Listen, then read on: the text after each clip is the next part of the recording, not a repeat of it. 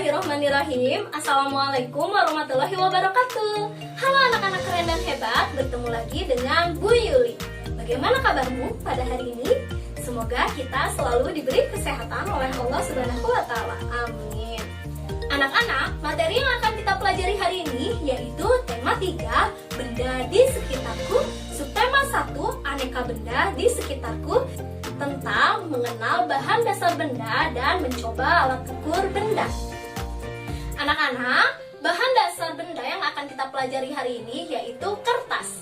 Yuk kita baca bersama-sama teks bacaan berikut ini.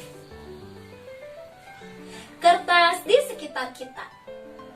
Banyak benda yang terbuat dari kertas, seperti buku tulis yang biasa digunakan.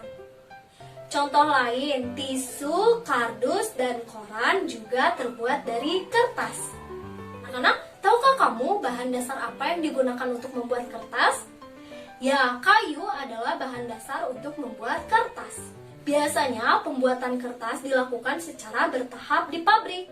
Nah, biasanya kayu-kayu besar dipotong hingga sebesar korek api. Setelah itu, kayu dipanaskan hingga menjadi bahan lunak seperti bubur. Nah, bubur inilah yang disebut bubur kertas atau pulp.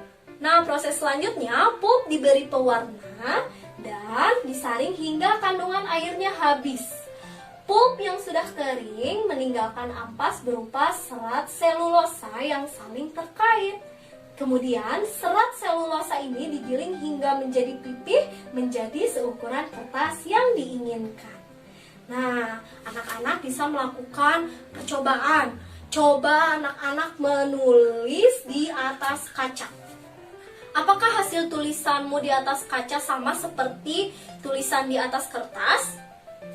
Nah, anak-anak, kertas memiliki sifat dapat menyerap air. Tulisan di kertas lebih mudah terbaca karena kertas dapat menyerap tinta pulpen dengan sangat baik. Nah, dengan demikian, semua yang kamu tulis di atas kertas dapat terlihat dengan sangat jelas. Nah, anak-anak, ternyata sebuah fakta menunjukkan kalau kita menghemat 1 ton kertas, berarti kita menghemat 13 batang pohon besar. Wah, ternyata fakta yang luar biasa ya. Kira-kira menurut anak-anak, apa yang dapat kita lakukan untuk menghemat kertas? Nah, di sini ada beberapa pendapat dari Udin dan Siti tentang cara yang mereka lakukan untuk menghemat kertas. Yuk kita baca bersama-sama. Nah, ini dia menurut pendapat Udin. Udin berpendapat bahwa setiap tahun ajaran baru, aku meminta ibu membeli buku tulis baru. Sekarang, aku akan menggunakan buku lama. Buku lama yang halamannya belum terpakai. Jika ini terlihat seperti baru, tinggal ganti saja sampulnya. Wah, benar juga ya ide Udin. Nah, selanjutnya ini ada ide dari Siti. Nah, menurut Siti, kalau aku akan memanfaatkan kertas yang masih dapat digunakan.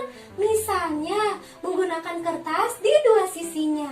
Dengan demikian, tidak menghabiskan kertas banyak. Wah, benar juga ya pendapat Siti. Nah, selanjutnya kata Udin, saya sendiri tidak dapat menghemat kertas sebanyak 1 ton. Akan tetapi, bila setiap orang melakukan penghematan, pasti berton-ton kertas dapat dihemat. Asyik bukan? iya benar, ternyata benar juga ya. Kalau misalnya kita bisa menghemat kertas, walaupun hal yang kita lakukan itu kecil, tetapi kita bisa menyelamatkan pohon. Nah, anak-anak, itulah beberapa kegiatan cara menghemat kertas yang dilakukan oleh Udin dan Siti. Nah, sekarang yuk coba diskusikan bersama keluargamu. Kira-kira kegiatan apa yang dapat kamu lakukan untuk menghemat penggunaan kertas? Selain mendiskusikan, anak-anak coba menerapkan pada kehidupan sehari-hari. Semoga dapat bermanfaat untuk menyelamatkan lingkungan kita. Nah, anak-anak, tadi sudah disebutkan bahwa bahan dasar kertas adalah kayu. Kayu itu berasal dari pohon. Nah, anak-anak, berikut ini terdapat beberapa gambar pohon. Nah, menurut anak-anak, coba anak-anak amati gambar pohon berikut ini. Menurut anak-anak, pohon manakah yang paling tinggi? Kira-kira kalau kita mengukur pohon menggunakan alat ukur apa ya? Nah, anak-anak, biasanya cara kita mengukur suatu benda itu menggunakan alat ukur yang berbeda-beda. Contohnya seperti mengukur tinggi badan. Nah, tinggi badan anak-anak dan saudara anak-anak pasti berbeda.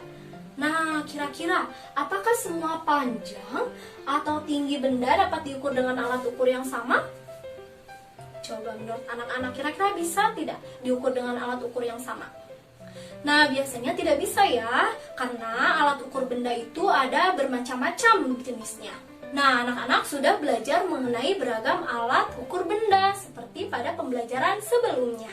Ada meteran roll, meteran saku, dan meteran pita.